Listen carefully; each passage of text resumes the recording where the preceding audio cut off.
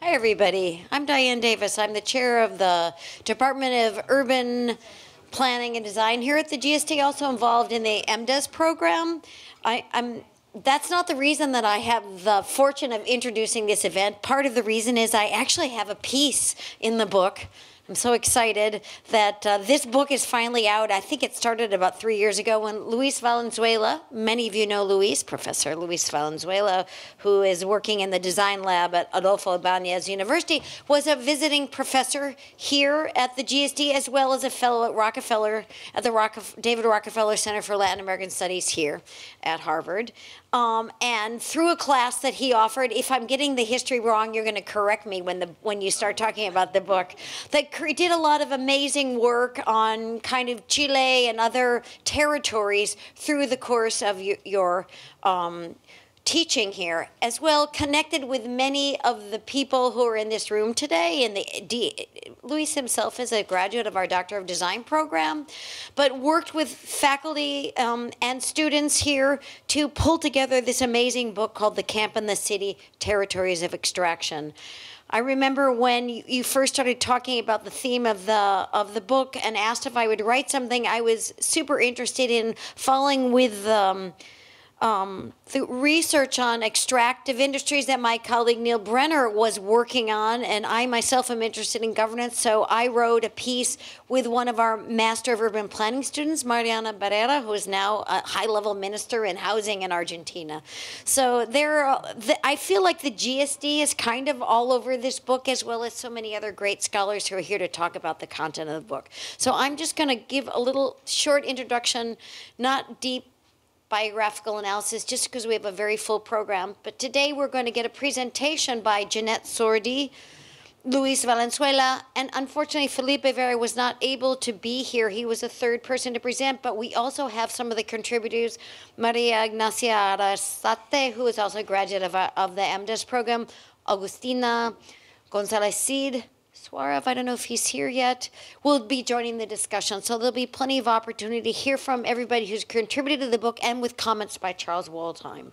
So I've already given a little identification of Luis, but I want to introduce Jeanette Sordi, who's been very involved in organizing this. She's an associate professor of landscape and urbanism at the design lab of the Universidad de Adolfo Ibáñez.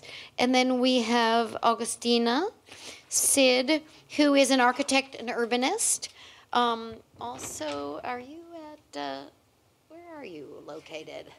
Yeah, at the Constituency University? Oh, that's where you got one of your degrees. Anyway, I guess the one thing that I'd like to say about this collection is that it has the footprint or fingerprints of landscape architects, urban planners, urban designers, architects, urbanists. It's an amazing combination of disciplinary perspectives on the question of the camp and the city. And I think just for that alone, it's one of the more important books that's come out on questions of like the territory and resource extraction from the political economy, from the ecological, and from the aesthetic perspective. So without further ado, I'm going to turn it over to Luis and Jeanette to get us started.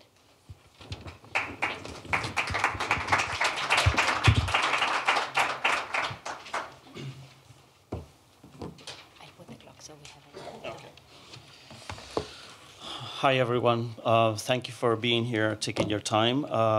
I feel extremely lucky by many reasons. One of the reasons, of course, is having this book after, and here I'm starting to correct you, after 5 years.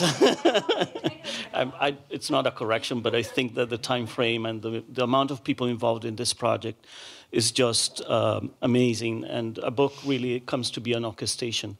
So 5 years ago, we managed to convince Raúl Merorta to go to Chile. And we didn't tell him that we were getting him to Calama. So as soon as he came down from the flight, we went on another flight to Calama, and we visited Calama. It was a 3-day amazing journey of conversations, touching base with different people. And what you see in the slides is actually a slideshow of the book. It's many of the images taken on that time, also images from Agustina and from Jeanette. Following from that came what you mentioned about the courses, and this book is was kickstarted, I would say, by a research seminar in which people from the GSD and from MIT participated in it. So it's really a book, as we, in academic terms, we really need to see it as an product or an outcome of the academy reaching out to the real critical domains that we are looking up today. And for sure is a critical domain in Chile, as well as many of the other Andean regions that you see reflected on the images there. Recently, we were back in Chile also with Anita Berisbeitia. We were also collaborating on other things of mining, but now in a more Andean or mountainous context. And she quoted Patrick Guedes as his famous quote that you need a region to make a city. And this is quite, this book is quite, I like to think it as a demonstration of such on one side, that you, whatever you try to do in a city as this case study, because it's also some kind of a case study of Calama, whatever you try to do in a complex extraction territory as this, it's always about the region. So whatever you see in the city is also a manifestation of a much, much broader geographical scale phenomena and forces and huge pressures that you're receiving from otherwise, in which our typical disciplinary boundaries get overflowed very easily. And second, it's particularly dynamic, it's particularly movable, or it's particularly full of fluxes. And this is something that came up by Alex Samis, which was a colleague at the Design Lab. He's sitting right here. He's now based in New York, in which he won, in a meeting he explained to me, he said, Luis, you know, after all, mining and extraction is a movement of elements in the territory.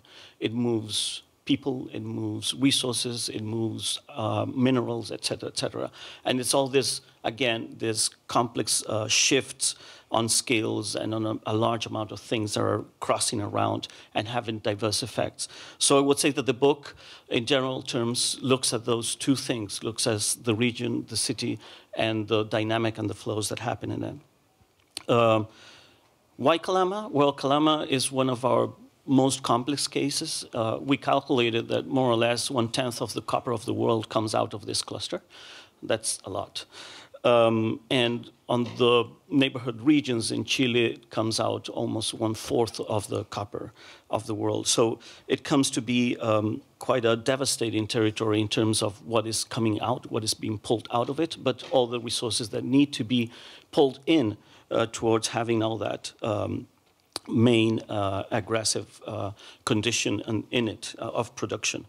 And there are two key actors, I would say, or two key things that happens in this place.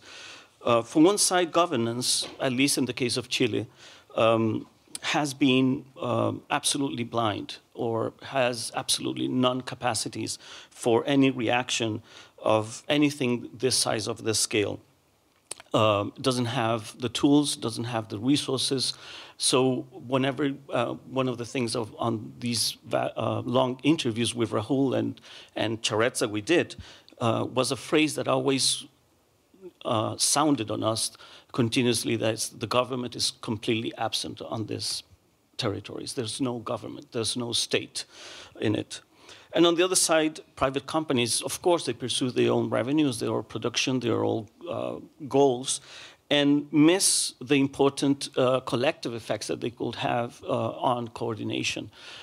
So you have a long and vast range of companies, and companies that outsource these companies, and other companies that outsource the outsourced companies, and so on and so on.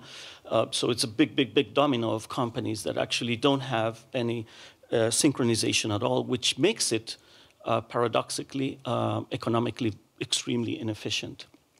And one of the few things that blended these two spheres together as a kind of, I would say, metaphorically a marriage between governance and private practice or companies, of course, was, you know, the CSR, the company's social responsibility actions. And I think that a territory like this and a situation like this on Calama actually is bringing this divorce, this marriage towards a straight divorce. It's not anymore a platform that it's viable for a long-term planning or from long-term status in the place. So the book, after all, looks into this tension between, loose ends, as you said, Diane, of urban design, planning, landscape, and architecture. We like to call it those loose ends, not meaning that this book tries to put a connection in between them, but it's really some tension that we need to go and look for. And though this twofold in terms of this duality of the city and the camp is actually the paradigm, it's the dimension, it's the central point in which we try to concentrate this duality, that you try to see a reality, but the reality is really happening on another dimension you're not even touching, in which terms of identity, efficiency, richness, space, operation, culture, production, public life, footprints, growth, preservation, mitigation, structure, and transformation are very difficult to come together with and to understand where they're coming from and where they're going. So the book is not too much about the closure of a mine or a singular extraction point, or is neither about the death of the city, but is rather about the coexistence of both. Thank you very much.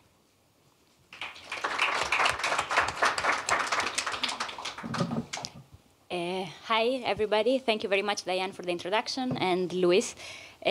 So, following a bit on what Luis was explaining about the book, I would like to go through a bit of the content of the book, which will also give us an opportunity to introduce the other contributors that will join the discussion moderated by Charles Waldheim after this short presentation. And so as Luis and Diane were saying, we are very glad that the book could collect a series of perspectives that go from the very global understanding of what territories of extractions are to the case of Chile themselves and the challenges that the city of Calama presents. As the title says, the first issue we were looking at and we were asking the contributors to deal with is what territories of extraction imply. How can we describe them? How can we design in this complex system? As the multiple scales that design their same configurations need to be tackled from different disciplines and different points of view. The second aspect was the point that Luis presented briefly, the issue of the camp and the city. When we think of mining pits, mining extraction operations, they usually come with a camp. And in Chile, this was also the case. Whole towns were built in order to serve the purpose of a new mining operation. And they were built as cities, not as camps, with containers or plastic-looking institutions. They had theaters, they had schools. But this model slowly came to an end as mining operations became more and more complex, involving global companies, involving residents working as temporary workers in the mining operations and so on. The model of the one company responsible for one city, company town, which we could call camp, came to an end. And so, for example, the case of Calama is for us very interesting because it's the most important mining site in Chile, but Chile is also one of the most important extraction countries that for the extraction industry. And we believe this is something that gets repeated. So in the case of Calama, we have a city, but it is actually working as a camp. No? It's actually working as a very efficient, or at least that's what it tries to be, living settlement where the most important thing is how this can serve the operations and not so much how it is as a place of living. And so with this in mind, we have invited many people from GSD, MIT, Chilean researchers, and so to contribute to this book. And the first essay that opens a bit, which was, as Luis was also saying, which in a way inspired this work, is an essay by Rahul Mehrotra and Felipe Vera, which tries to deal with this contraposition between the camp and the city, which is not necessarily based on materials or on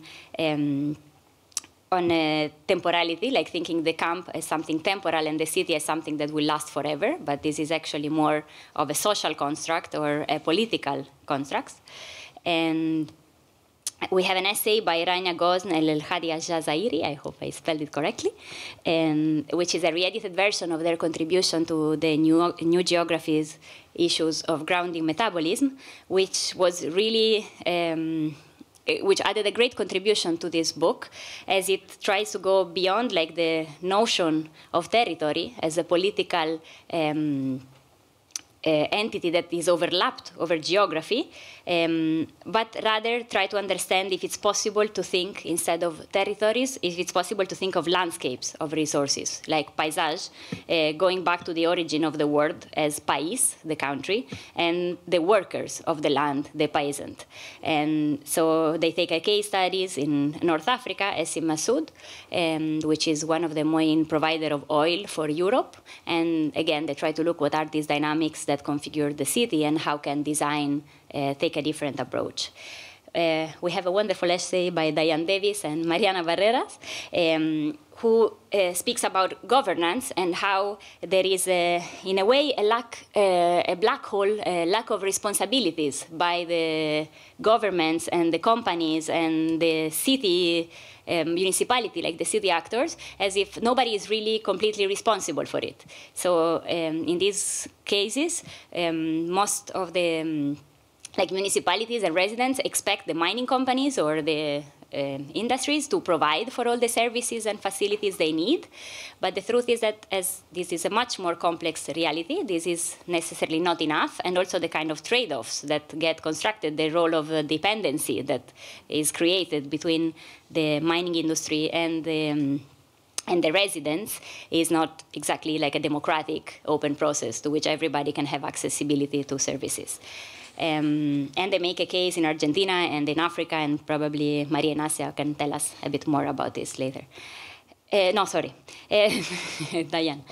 And then we have an essay by Pablo Alarte and Maria Inacia Arrasate, who is sitting here with us also today. And it reviews 3 important cases of Chilean in post-disaster recovery. One of the things we were thinking is, in the end, mining is like a planned disaster. Like, we know that these cities one day will close. We know the impact they will leave on the territory. We know the amount of waste and contamination they will produce. Nevertheless, this is not part of the equation when these settlements are designed or when these operations are promoted.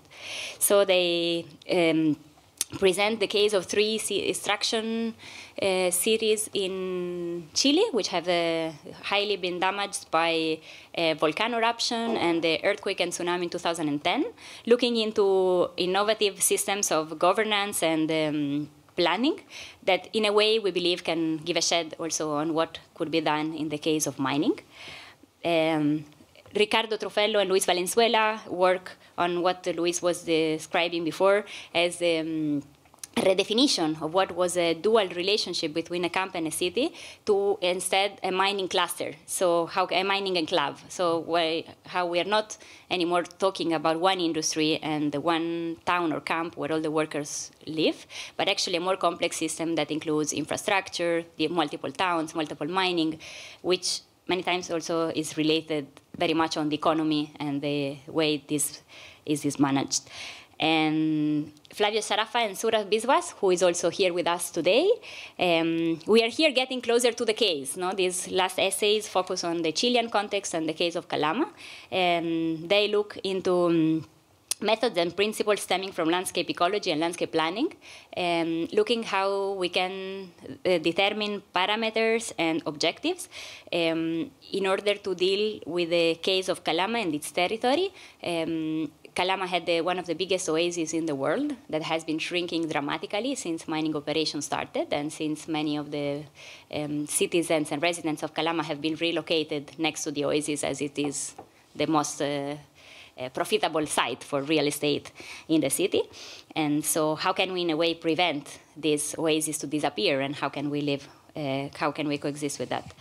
My own essay is also starts from the case of Calama and looking at its collection of populations. I call it like thinking of the definition of Guido Martinotti, who is an Italian sociologist that in the 90s defined many populations that inhabit a metropolis, like they cannot be related to only their spatial occupation. Like if we look at a city, it doesn't depend where different groups are positioned in a specific city spatially, but also it's very important their temporality. So for example, there are commuters, there are stakeholders, and this in the case of extraction sites is extremely important. So if we think of Calama, there are the residents who are the people who vote, who have the political power on the city, but of course we cannot not consider commuters, which represent 10% of the population, people that fly in and out every day, and they don't really care about the condition of the city as we would define it. And so very different temporalities, or for example, another group, which is a smaller group, but nevertheless, I think it's very important for what can also the town be after mining, which is the indigenous population who have been living in the site for thousands of years. And they probably would imagine to continue like that, like their notion of time is completely different from the one of mining companies or residents or workers. And, or stakeholders who have the power to actually decide what will happen in the city without really voting, nor working, nor living in Calama. They sometimes live in Canada or China or Santiago. And so I try to suggest how these different, how we should look at these different temporalities and dynamics and the footprint each of this population constitutes, and see if design can be able to overlap them, and how can landscape, for example, be a profitable medium to collide these different populations and their footprint, and help us deal with them and construct a framework within which they can coexist and fulfill their aspirations. And finally, the closing article by Luis Valenzuela goes through the changes that have happened in the mining industry in the last 30 years in Chile, and how a bit what we were saying before, no? How this model changed and is now global and complex, and therefore how can governance, policies, and design try to give an answer to this, no? Which was one of the issues that the book was about. Many of the images you see here going through are the result of the course that Luis taught at the GSD, of a studio we taught with Felipe Vera at Adolfo Ibáñez, and a lot of the work that Agustina Gonzalez Cid also was directing and coordinating the maps. And the idea was to show this multiple dimension of extraction, of extraction cities, try to understand what is the relation between the growth of mining operations and the growth of the city, where are the margins for intervention, and how in a way we can read this territory in a different way, and as designer present possible future projection. And I will leave it like this. Thank you.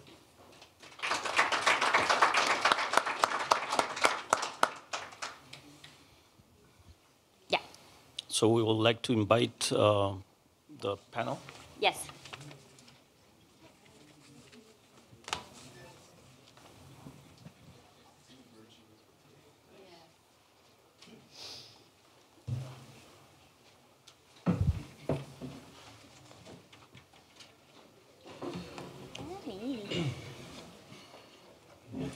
Do you want to call the people? What? Do you want to call the people that are coming in, or Yeah. Charles should? Charles, you want us to introduce them, or you want to introduce them? Yeah? Okay. So Charles Waldheim is joining us today to moderate this discussion panel, which we hope all of you can also contribute and be involved. We have Agustina Gonzalez Cid. She has been coordinating all the research work and the maps that have been done in this. She was a student in Luis Valenzuela's class, right? Although being an MIT student. And María Ignacia Arrasate, she has been, she wrote a piece with Pablo Alart on post-disaster recovery in Chile. And Kumar Visva has been writing the paper on the oasis of Calama together with Flavio Sharafa, who was also one of the students, or the TA actually, I think, of Luis Valenzuela's class here at the GSD. Yep. And well, Charles Waldheim, you all know him. Thanks very much, Jeanette. Happy day, nice to be here, nice to see the book. What I'll do is just offer a couple of brief reflections on the book over the course of the 5 years that I've seen its gestation. But before I do that, I wanted to invite each of our authors, contributors, to say just something briefly about what their contribution to the book was about and their experience of it. So just please, a brief introduction about what you've contributed. Okay, so as Janet was saying, I was in charge of coordinating some of the maps and the work that we were like trying. So it's information that we knew existed, but no one was like really putting it into like drawings or diagrams or mapping. So it was for us, mostly our job was to collect all this information from different actors and put it all together in one book, which sometimes it was very hard because like mining companies are like sometimes not very willing to share this information, but after like some time we got like quite a good amount of information to share. Mm-hmm. Hi everybody. So I wrote one chapter with Pablo Lard, and I think our chapter is a little bit different from the rest of the book in the sense that we wrote about the disaster recovery of 3 cities in the south of Chile. But I think the interesting thing is that even though those cities rely in the extraction industry of forestry mainly, and tourism, also services, the point is that they were forced to change because of disaster, and that provoked important changes not only in the physical dimension, but also in governance. So I think the contribution of the book, as Janet was saying, is to hopefully try to understand how institutions and governance can change in the light of disaster, and maybe that can also be a lesson of possible changes for resolving problems in these extractive cities. Hi, I'm Saurav, and I had co-written the paper with Flavio, who was a TA for the course that Luis had taught here. And we were both at Zofnas at the time doing research on how principles of landscape ecology can be more spatial, and what are the ways that scientists are talking about ecology in ways that could be relevant to designers and landscape planners. And we kind of took that research to look at how we could develop a methodology of landscape diagnostics for a complex and rapidly changing environment like the Calama Oasis, and in a way go towards a landscape planning process that is able to represent how different stakeholders think of the landscape, but also what are some of the ways that ecological science lets us define the scales and patterns and the changes that we should be interested in when it comes to the conservation of the Calama Oasis. Fantastic. Thanks so much for that. So that's just a brief flavor, a brief taste. You get a sense in each of those brief responses from our contributors, the idea of maps and mapping the visual culture, describing these places and these conditions, the importance of the idea of fast and slow disasters, those disasters we can predict and anticipate, a discourse around risk and resilience that I think is, while it's different than other parts of the book, is deeply embedded in the contents of the book. And then, of course, the idea of landscape ecology, ecological performance, etc. The other thing you'll note in each of those brief introductions is the imbricated social ecologies and personal narratives, which is where I want to begin my brief remarks. It's true that the 3 editors, Luis, Jeanette, and Felipe, are all coming from having been students of a kind at the GSD. And at the same moment, this work is really a kind of work that couldn't have existed without the contribution of a range of institutions and individuals, right? So we've heard about the GSD, the Rockefeller Center, we've heard about MIT, Adolfo Ibanez, a range of actors. And at the same moment, the fact that this is a kind of knowledge production that I think is in some ways maybe specific to design schools, in the sense that each of us on the faculty that are implicated in the project, of course, we all do our work. Having said that, it's through a group of students, one a doctoral student, one an MDes student, one a special PhD student from Italy, that produce this chorus over 5 years, right? So that kind of knowledge formation, I think, is quite interesting, bringing together not only the disciplines that have been mentioned, but also the various institutions, the funding agencies, the publisher, and the like. So before opening up to a conversation, I guess what I wanted to do briefly was try to situate the camp in the city as a topic in a variety of different intellectual frames. For me, the place that I would start would be a text by Joseph Rickwert in 1976. So Joseph Rickwert, coming out of this kind of phenomenological tradition, let's say, wrote a book called The Idea of a Town. And in this idea of a town, he speaks specifically about the relationship between the camp and the city in the Western tradition. He describes his book as really a kind of anthropology of Mediterranean urbanism, but that's far too modest, I think. Ultimately, he's describing the founding of the Roman town, the rights of the founding of the Roman town, and the rights around the founding of the Roman military encampment. And Rickwart argues that they are essentially symmetrical. That is, the Roman town in the Western tradition comes out of the formation of an encampment. And for Rickwart, the central distinction is that, in fact, the difference is that the military encampment enjoys a reverse order right to decommission itself, which is something that the city doesn't exist with in the Western tradition, right? So for me, that's one important kind of longer durée intellectual tradition. Now, that may seem very Mediterranean until we recall, of course, the law of the Indies, which is really one of the primary instruments of the planning of this part of the Andean condition, right? So in that regard, I would point out Raoul Marotra's contribution among the contributions of others in the book that suggest, well, hold on. That fictional distinction between what is the polis, what is the city as a semi-permanent, durable condition on the one hand, and the idea of the encampment as a provisional, temporary, ad hoc arrangement is in fact a construct that's no longer really viable, right? So I think it's important to situate it in that. And I think that the title of the project and the ethos of the introduction gets at something very important in arguing these two conditions, camp and city, are of course distinct. We can articulate them as distinct intellectual and practical conditions. At the same moment, it's the agonistic relationship, it's teasing out their relationship that's really quite interesting in a way. The second intellectual tradition is one that over the course of the last 4 or 5 decades in the West has been referred to as a kind of retroactive manifesto. This is a form of work in which an urbanist, an architect, an author will most often change the terms of debate about the city by changing the frame of reference. And most often, this begins by taking the frame and putting it on a subject that was not previously considered within the frame of urbanism. Right? You might think of learning from Las Vegas. Right? You might think of Delirious New York, or Ken Frampton's interest, or Rainer Banham's interest in Los Angeles, for that matter. Lars Larup on Houston.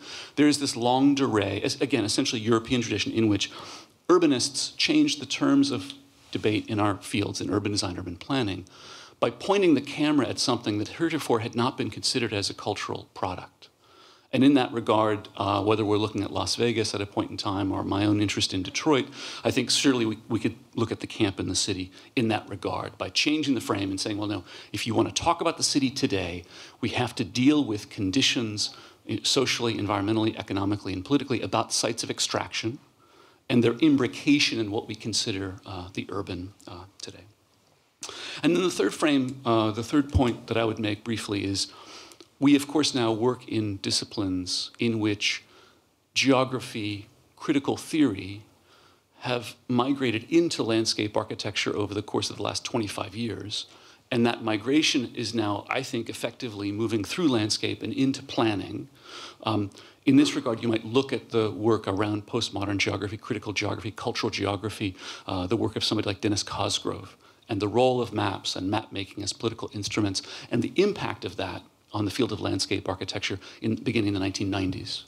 We're now, I think, happily in a place in a school like this and elsewhere in which not only landscape architecture, not only urban design, but also urban planning, each of the urban arts were in some ways individually radicalized around these territories. We're continuing to try to find the languages to describe them, the visual rhetoric to describe them. And in that regard, the kind of impulse to map and to describe empirically these conditions, I think, is really central. And it's a part of what's been so stimulating in the debates around landscape and urbanism over the last several decades. So that's enough from me, but I just wanted to begin by saying I'm deeply, deeply impressed with the range of work that you see here. These things are, of course, enormous productions over the course of many, many years with many, many actors. But I do think this book consequentially contributes to the literature around extraction and urbanization at the territorial or hinterland scale, and at the same moment opens a whole range of questions for us going forward as an institution. So, for me, the first question I wanted to ask our panelists, and maybe beginning with our two editors, was if it's possible for you to distinguish between how much of the book aspires to be an empirical observation or a record of what's found, right? How much of this is describing a condition for us to then reflect on our own formulation as designers, as urbanists, as planners? And to what extent does the book aspire to have not just a description, not just a diagnosis, but ultimately a set of prescriptions? Tough question, Charles. I think, and I will speak from my side because even though we're the three authors and Agustina the editor, we have certain pieces on the book. The book is built upon pieces of several people, and that's the idea of this panel. So, and in this case, I'm speaking of my authorship part of it, if I would say so. So on my side, I'm very fascinated by the close observation of what happens, and by radicalizing that observation, in, as you said, in different frameworks, and understanding the observation not only in terms of the forms and the shapes and the territory, but all the background that happens behind that. Every observation that you have on space, on territory, has a backstage content of information, of situation, of people, of behavior. What we, in this case, I observe reality as it happens, not as a cartography itself, but as a source of data. And it's what happens in the territory, what we're observing in the territory, is a consequence of a very diverse set of conditions. And the meaning of the observation is actually to track down those conditions. Why is this happening in this place? Mm-hmm.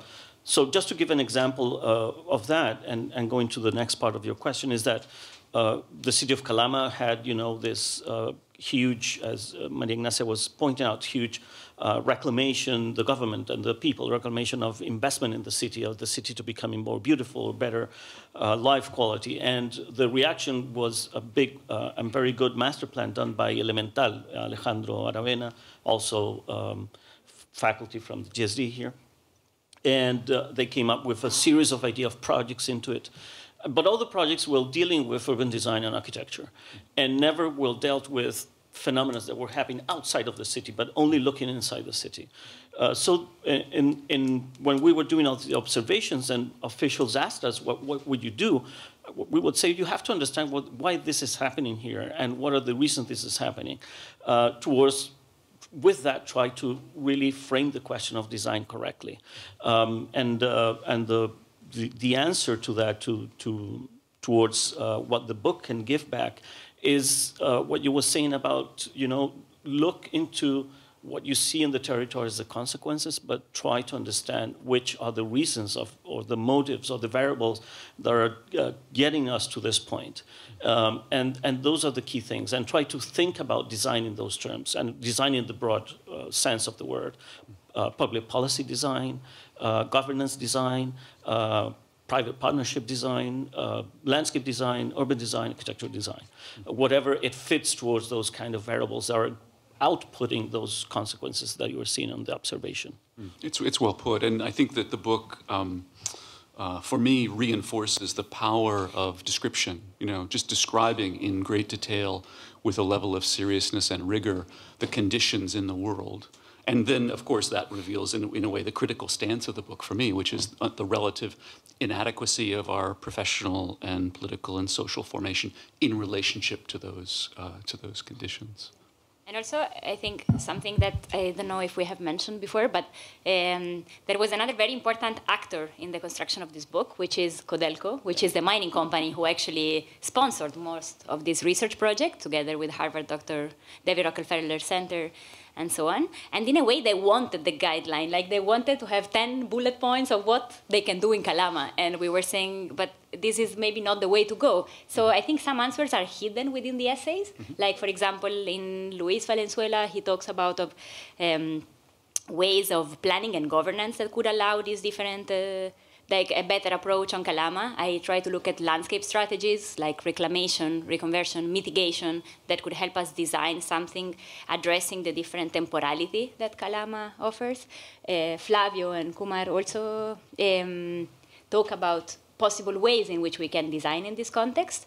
But in a way, we wanted also to represent the multiple, the complexity of the issue and how it's not one answer, but it's probably first you wear other lenses and you look at this in a different way, and then we can start designing buildings and parks and infrastructure. And so But of course, I think so there is no one way to go. In our conclusions, we say a few points that we think are important.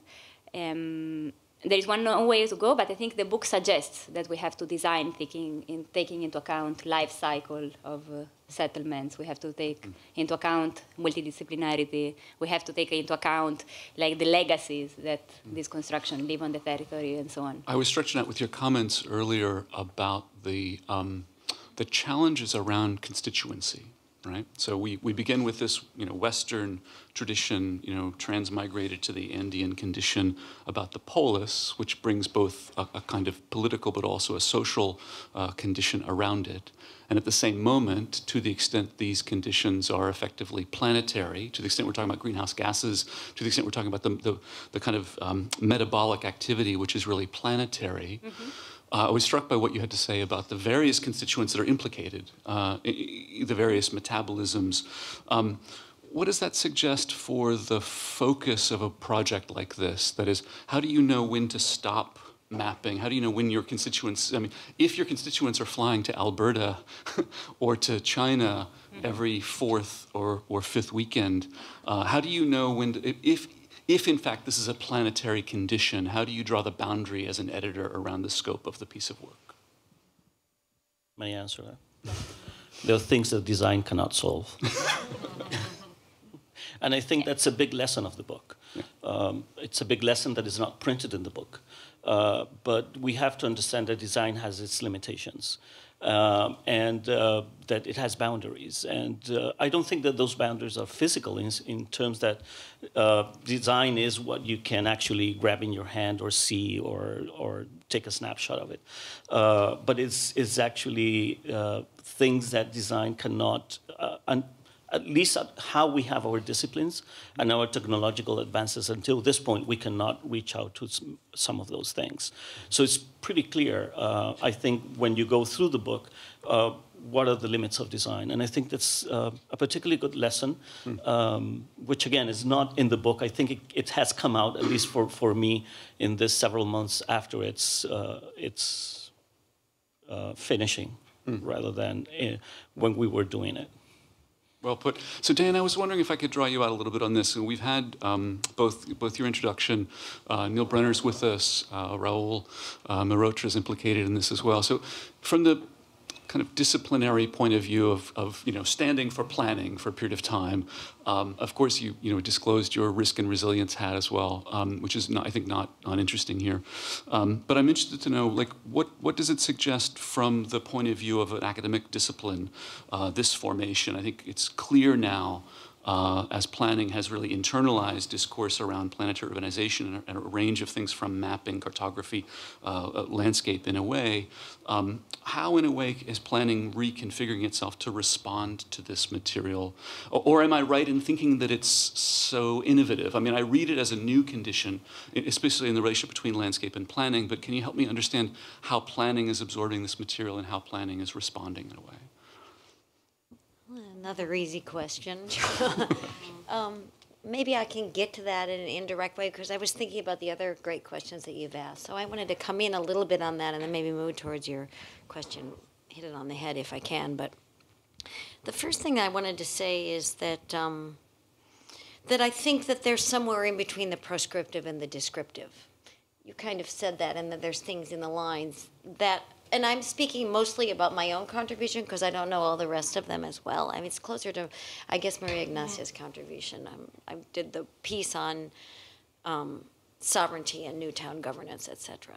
So if you ask me whether that's a description or a prescription, I could say that doesn't really capture what we were trying to do in that chapter, which was basically there's an analytical space in between those two things. And I think this is really important for a design school to know about, and that I'm going to connect to planning. So I don't think just prescribing or describing should be the sum total of what we do in a design school. We have to kind of be self-reflective of how we know what we know, and what does this phenomena tell us about power, society, change. Because if you want to change the world, you have to know the dynamics that are pushing it in one direction or another. So it seems to me that what planning can learn from this book is the way that you juxtapose these different ways of understanding. Maybe the mining company has a prescription of what they want. We've got some mapping descriptions of phenomena, but there's a third way of understanding where are all those stakeholders, all those ideas taking us as a country, as a globe on the planet. The other thing I wanted to just add on to that, and again, I'm not speaking for the whole planning department, I'm speaking for myself at this point. But one of the things we also try to do in this book that didn't come up yet is put history and time into the picture. So, and sometimes when you can do historical description, but a lot of this book is about kind of contemporary phenomena. But our chapter tries to look at the idea of, industrial towns, company towns. It's an old idea. It's not something new with planetary urbanization and resources extraction. But the globe is different, and the nature of those relationships is different now. So I think that that is also, I think, a part of the analytic we need to understand. So how is the present different from the past? Once we know that, then that gives us a different range of options for action, which could end up being in prescription on the end. So I do think that's where the social science analytic that we are all, I think, embracing here at the GSD becomes a glue across the disciplines, not just in planning, but I think maybe we've been trying to push it a little more just because we have a historical elective affinity with the social sciences in ways that are kind of unfolding, as you said, with geography in the other fields. That's well put. Thanks. Other thoughts on that question? No. Yeah. Just to complement what Diane was saying, I think our pieces, I haven't read yours. Yeah, so I've got to read yours too. I think I might have read a version of it I think that's a flaw of the authors of the book. We need to reach each other. But just to complement what Diane was saying and also your ideas, I think the notion of planetary urbanization, resource extraction, and to try to look the city beyond the limits of the city itself, but try to look it in a broader context. It works very well when you are mapping conditions and trying to understand relations, but it doesn't work so well when you're trying to implement maybe, a master plan, and then you get into the boundaries of the city again, like what Lucha was saying about Aravena and Elemental in Calama, like that again you go back to that constrained view of the city as a closed system, that have nothing to do with a broader scale. And just talking from our experience in the case of the reconstruction in the South, we tried to reconstruct 3 cities, and some examples were less success and some of them more successful. But the point is that you always hit with some barriers that are more related with the governance structure, with also like sectorial perspectives. When you have a government that is divided in ministries and every ministry works with their own type of infrastructure. So as a planner, sometimes you want to propose things that go beyond the city limits, but governance is not planning that way. Or you want to have like multi-sectorial investments, but it's not planning that way how a government works. So just to point out that sometimes analytics and books and maps resist a lot, but when you try to like implement those things, you confront barriers that are beyond the scope of what you analyzed. And I think that's an interesting point of view for debate. So I think what I would add to this is that this book is about the process of extraction, and when you try to follow extraction as a metabolic process, it definitely opens up the entire planet of logistical chains. But that doesn't mean that as designers and planners, there isn't a way that we start following those networks. Because the way I think the industry does it today in the form of their value chain analysis or carbon audits is to essentially abstract what their networks are, while the way we could follow it is to spatially ground it in places where your carbon footprint in this specific location isn't the same as planting these many number of trees, or your impact on this river shed is not impacted just because that's where you are, but what are your impacts many miles downstream are some of the many different ways in which we could essentially create territories of accountability that are different from what a company wants to be, or a corporation wants to be accountable for. And when we talk about the master plan, how do we define the jurisdiction of the master plan is something that the process that you're talking about in between the prescriptive and the descriptive is something that we could essentially set the agenda for where the plan is, and if that plan is in the form of a master plan, or is it just in the form of changing something within your value chain, which involves another discipline, but it's definitely something we can ally with. So this business of territories of accountability, is this yours? Is that your formulation? Whose is this? I should be literate about this. Who owns this? Brenner, help us. Whose is this? I think this is yours. Yeah. I think you want to put in place a very quick journal article on that and nail that down right now. I mean, I think I would definitely buy early stock in territories of accountability. But aside from my cultural capital and speculation in academics, one of the things I have in mind is how thoroughly this, as a case, implicates so many threads that are current in the school and in the other institutions. So on the one hand, I mean, full disclosure, I mean, I'm co-editor of a volume that looks at a region in a certain part of the world, mostly empirically recently, and asks many of these similar questions. And so I ask this with a sense of empathy and a genuine curiosity. What does it mean that Chile is now, I think it's true, a kind of global destination for migrant intellectuals around urbanism? It's not just this case study, the Atacama, a range of institutions. I think it's global, certainly European and North American and the Southern Cone. What does it mean that there is, in addition to this project, a pulse of interest and activity in this place in the world describing these conditions? And what does it mean that this is somehow also supported by state actors and supported by the mining industry itself? The specific case of Calama, how does well, it again, I want to implicate myself in this. So we are now, deep in the midst of a capital campaign here. Quite a lot of our work is sponsored, and we also end up describing conditions in the world through urbanization, in which we're not the only ones working in that sphere. Mm-hmm. And at the same moment, it's become clear to me that copper extraction in the Chilean territorial condition has become a range of case studies by a range of institutions. Am I wrong in that? Is there something like Andean Studies right now? Like, are we? My sense of it, and I'm new to the file, help me understand this, is that we might be in a kind of golden era of Andean studies. I feel like, because I've talked to many, many people, dozens of institutions, many, many actors, producing various studies of various forms on this subject now. And so thinking it, in terms of how your book contributes to that larger project, could you say something about that? Am I wrong about that perception? Or how do we think about this? I don't know. Can I say something here? Not being a specialist of Chile, but we've got our representative from the Rockefeller Studies who we cannot say that it's a new era of like Andean studies.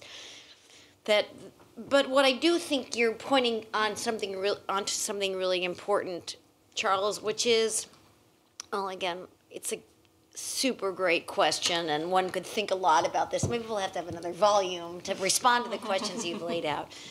But I think that, again, through the lens of my small contribution to this and how I started thinking about our piece is actually focused on, as Jeanette mentioned, Africa, Argentina. We've looked at, Pullman in the United States, charter cities in Central America. So it's not just focused on Latin America.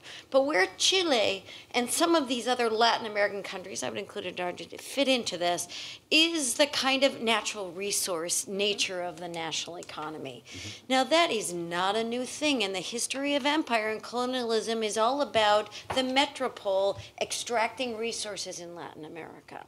So there is a huge history of this kind of stuff happening.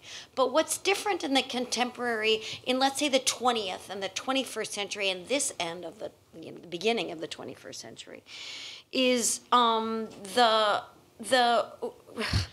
when you're a hammer, everything's a nail, is the role of national sovereignty. So now we have relationships between the Chilean mining company and the government. So we're beyond the colonial era. It's a kind of post-colonial problem in a global a changing global economy where resource extraction, especially when you consider that Latin America can't compete with China in industrialization, and not that Chile ever really did. I mean, there were countries, I just came back from Colombia, there are still countries in Latin America where the natural resources and agriculture are the kind of main driving force of their economy. It's not necessarily true in Argentina, less so in Mexico, but that's a kind of part of the picture. And that's why there's a kind of renewed interest in urbanization and resources, and why academics and governments are interested in it, because it's a part of national economic development. That has its challenges, and even how critical can you be about this process when this is a process that a lot of the actors think is a very positive thing. Right, so that's another splitting the description and the prescription. What we know the power structures that make this topic important. So what do we do about that? We as critical thinkers, critical designers, what do we do? That's right. Yes. I was in Santiago not too long ago, less than 2 years ago, and a senior ministry official said that they were on a glide path to solving the informal and housing challenge. Directly, of course, it directly correlates to copper prices, Yeah, right? right. So these things, once you start to tease them out. Jeanette? No, I think in Chile, like what also has been my experience as a foreigner going to Chile to work, and it has been very productive in this year. As Diane was mentioning, like the government has become a very important actor, and since a few years, when the year I was here at the GSD, there had been a lot of protests on the street, and Chile changing, trying to invest in cultural capital, much of the revenue of mining company. And so I think, yes, this is a very important actor in sponsoring some of this research, although, like, I don't know if it is as efficient in actually implementing and, trying to incorporate some of the suggestions. And the other thing that, on the other hand, speaks of this international cooperation, and I think it's true that it's going beyond colonization, but still the dependence to the north and the west is very strong, in my opinion. Like having contributors from North America, from Europe, and so has a lot of leverage. And many Chilean scholars, which is fantastic. I think that makes Chile and Santiago a very productive and interesting environment. But many scholars are coming from abroad, have studied at MIT, Harvard, our university. I think everybody had a master or a PhD in a North American or European university. And so I think that's also what creates a very special, creative and international setting to look at these issues, which in the end are very typical for Chile because of the resources it has, but also like global for its concern. Charles, if I may add, but I mean, I completely agree with Diane and Jeanette's answer, but it's also, I would like to point out, there's a 3-point condition. I don't know why these things come up to Chile. I guess it also happens in Peru and Colombia. I wouldn't say that Chile is the backbone of any super center for Andean research and stuff. But I think there are 3 conditions today in the world which are very, very interesting. One is that we're becoming each time a more mineral society. I don't know if that's the correct expression in English. I mean, each one of you that have a smartphone, computer, car with electronics, it means that we need more minerals. And the Andean region is overall a mineral site or place. In the book, there's one of the map that Agustina did with her team, you know, it's in which we tried to put several of the mine sites and the Andean region of South America. And we don't have here the oil sources either on Brazil, and that you will that we have some pieces written on that. This is only on mining. So these kind of natural resources are something that are being taken by in this territory quite largely, and we'll keep on that. I mean, today we have gold, silver, molybdenum, copper. We are starting to exploit lithium, and so on, and it will not end. What has changed quite a lot is social conflict. And social conflict has not been, and it has shifted, at least in Latin America. I'm part of also a research center in social conflict and cohesion. It has changed from a conflict of I'm speaking very broadly here, from a conflict of classes to the conflict of occupations and opportunities of occupations.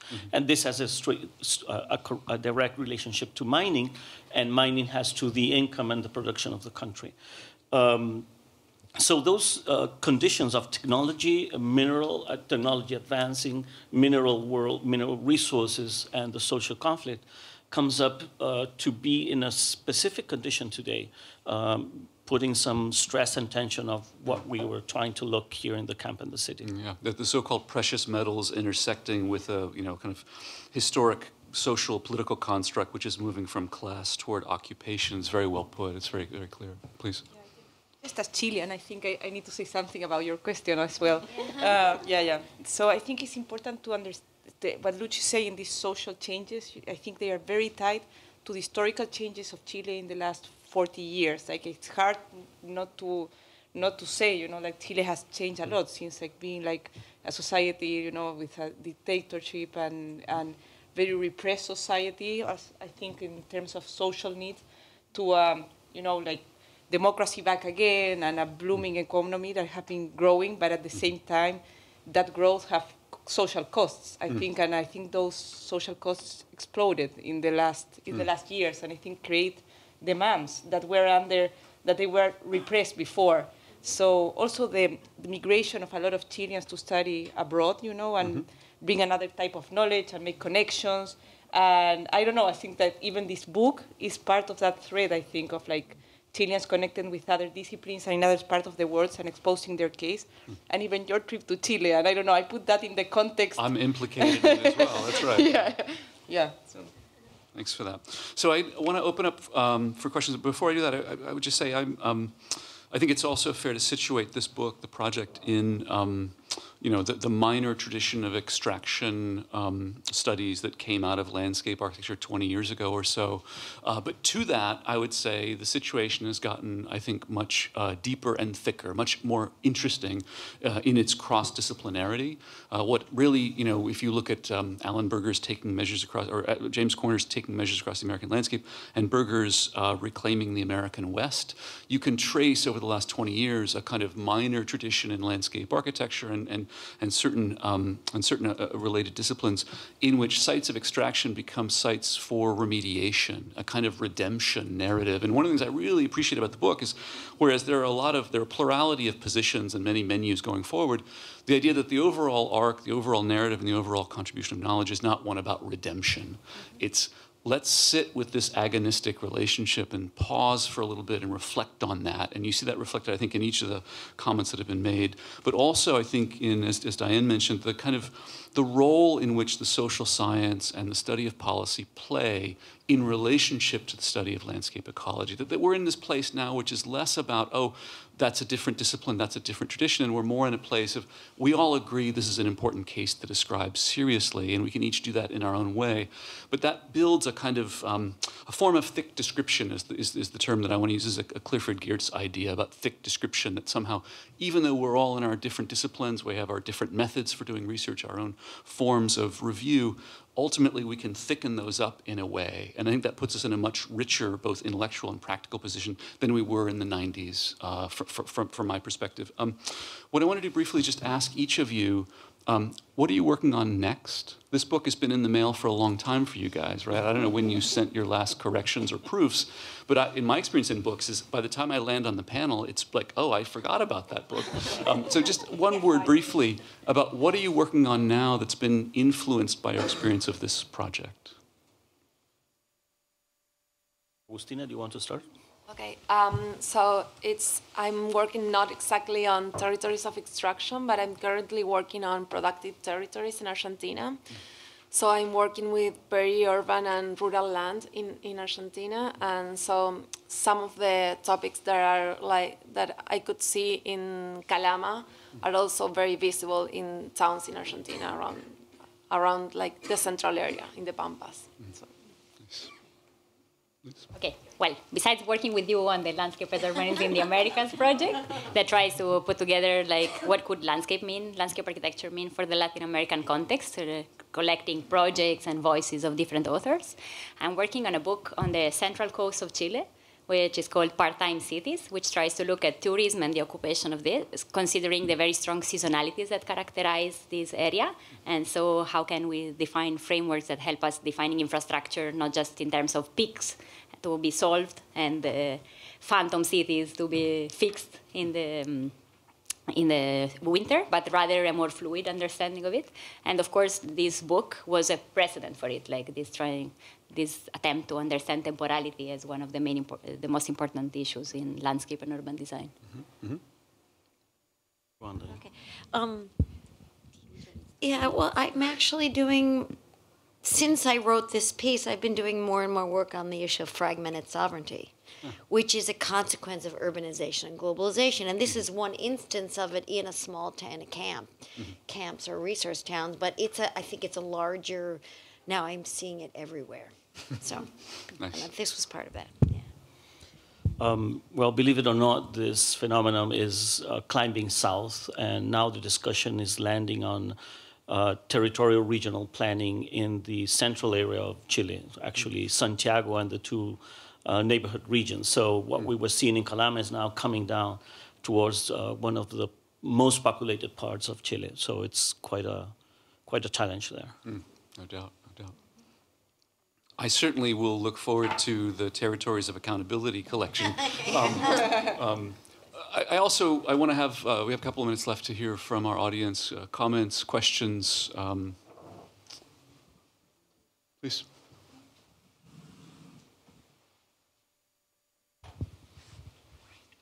Thank you.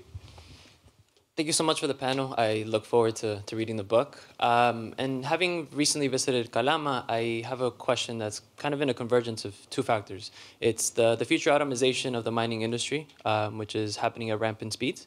And the other one is the shift to lithium mining, right? So Chile is positioned to be the largest extraction territory of the world for lithium. And so when these two finally converge, what will happen to Calama, where the existing infrastructure and the existing services are already underwhelming, right? You visit and you see the schools, you see the hospitals, and it leaves a lot to be desired. And so that's my question.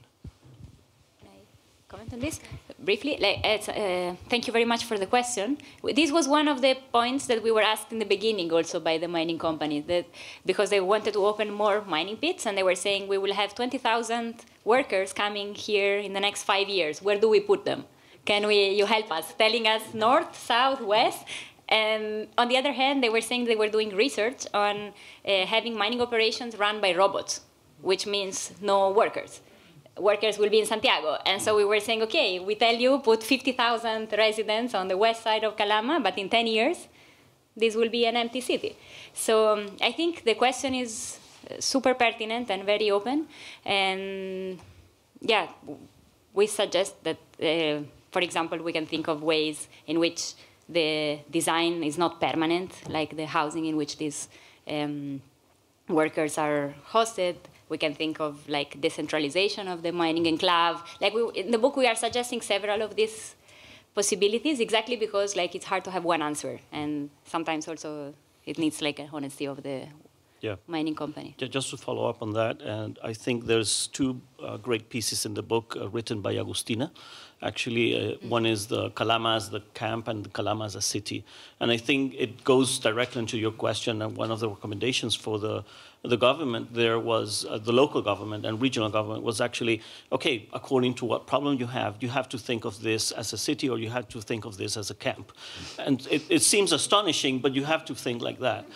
Because if you think only as a city, you will never get to resolve it. And you think as a camp, you will just let the city die. But you really have to have these kind of dual narrations and dual strategic planning towards these different efforts.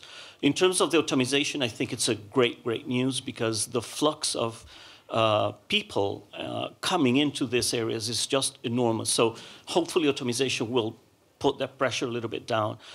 Today is really absurd, but for example, a person that eats a salad, Caesar salad in Chuquicamata mine, that salad is made in Santiago.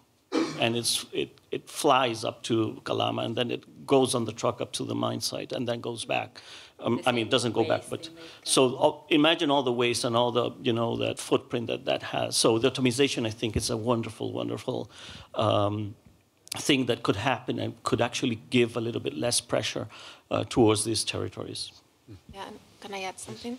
So if you visit Calama, it seems like it's running out of minerals already because it's like 1 kilometer deep pit hole. And but in fact, they found that the minerals vein is running under Calama. So now they are starting to go underneath the city. They are starting to work underneath. So they still have like a lot of time to work. So the changes may take like a long time still. Yeah, so it extends, but the thing is now the city of Calama will be like all surrounded by mines, like underneath and all around. Another question, comment?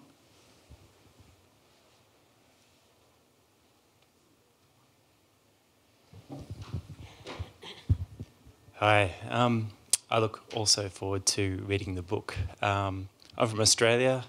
For the last 15 years, Australia's been really a big mine masquerading as a country.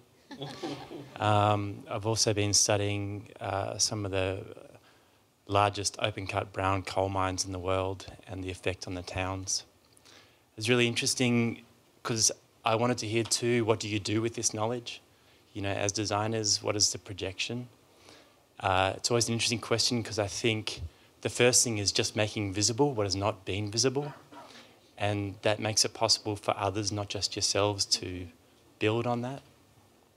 But I guess, and it kind of cropped up a little bit, I guess there was something about boundaries.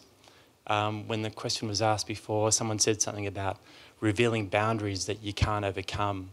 And I guess in our work, I think the boundaries are the things that became the catalyst for making other conversations happen that couldn't otherwise become. And so we started getting the mining companies together with the local towns to talk about, well, you've got this problem, you've got this problem, it could be negotiated here. So even our role as a designer kind of shifted to become curator. Mm-hmm. And I guess the third part is I'm wondering about this idea of what we call the FIFOs, which is the fly in, fly out people. It seems that the idea of the kind of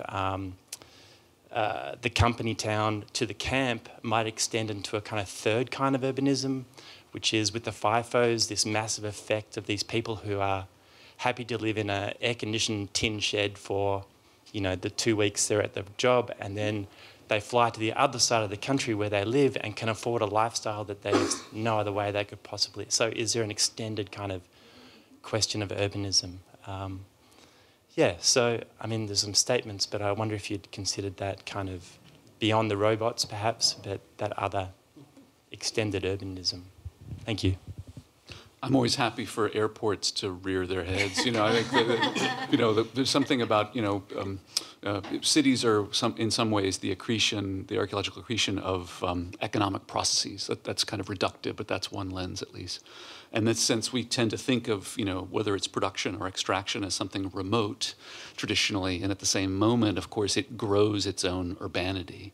And in this particular case, I'm fascinated by the fact that the most recent urban and planning and policy histories of these places has been about dealing with informality. So it's how do you in a decade move somebody from temporary settlement and give them land tenure? How do you give them property rights? How do you give them title? And how do you stabilize a social and political and infrastructural condition? And in some ways, the camp and the encampment and this business of flying in, flying out is sort of the reverse in many ways. I think it speaks to this bifurcation, Luis, that you point to about needing to be in either this category or the other. But it's true, these networks that enable, the transportation networks that enable the Caesar salad and enable you to live a certain lifestyle elsewhere are certainly imbricated in the problem. Can I just quit? I think I very much loved all your comments. Should have been up on the panel, but it really extended out there to the audience. I guess one thing, I just reflecting really quickly on the last comment about these kind of phases of urbanization to the fly flow. So I think that is a very important thing for us to confront and face and stop. And I guess it allows me to come back to what I think is so great about this book is like it's grounding in the physicality of the territory. And that we as I've been thinking about this a lot because I also have another project on autonomous vehicles. I'm very worried about the way in which we allow, whether it's technology or economy, to drive the terrain and the kind of the physical conditionality of how we live our life without putting front stage center ground, territory, how we make meaning, how we interact with people socially. I think that's something in urban planning and design is super important, and it really is important for all designers to think about. And that third phase is very dystopian in my perspective. Even though on certain criteria, even maybe that planners will, oh, well, these people have a good income and they can get where they want to get, but what happens to the physical territory of civilization?